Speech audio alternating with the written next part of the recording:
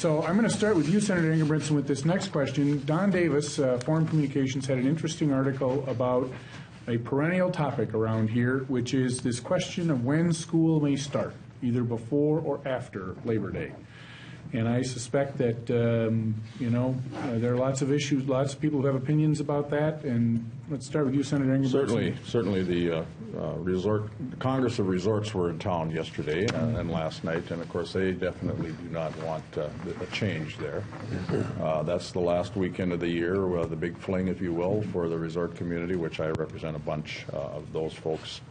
Which, incidentally, there isn't too many of them anymore in Minnesota. 7,600 back in the 1970s, and now we're down to about 800 or 900 resorts. So that heritage is slowly dwindling away, but it is a big economic driver for us in rural Minnesota, and we don't want to lose that time. And frankly, I just don't think we should get into business of setting that time, and school boards could. I don't know that there's that terribly much support for that, but I'm certainly not supporting it. We're on Monday or Tuesday next week. There are 8 different school districts coming to our E12 committee asking for an exemption to that Labor Day start, and they're all from the.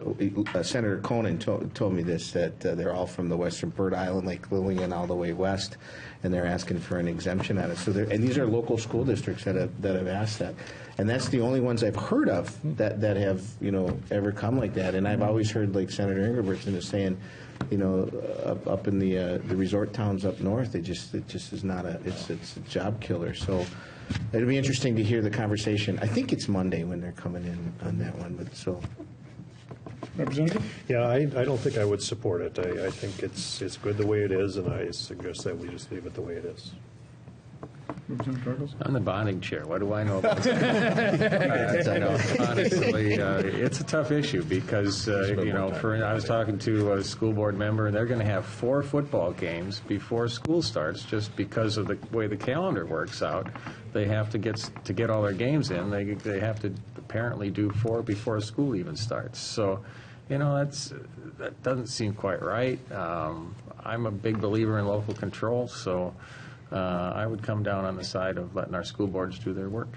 Anybody have a guess as to whether or not a change in the current law, which essentially prohibits it subject to some exceptions, anybody have a guess as to whether or not a change in that law might pass this session? Barry, I think we'll see some exemptions given, just like you have some schools that have 4-day weeks, that want to keep the 4. I know one of the school districts out there wants to keep their 4-day week and doesn't want to start before Labor Day, but the other ones want to start before Labor Day. And these are local school boards coming.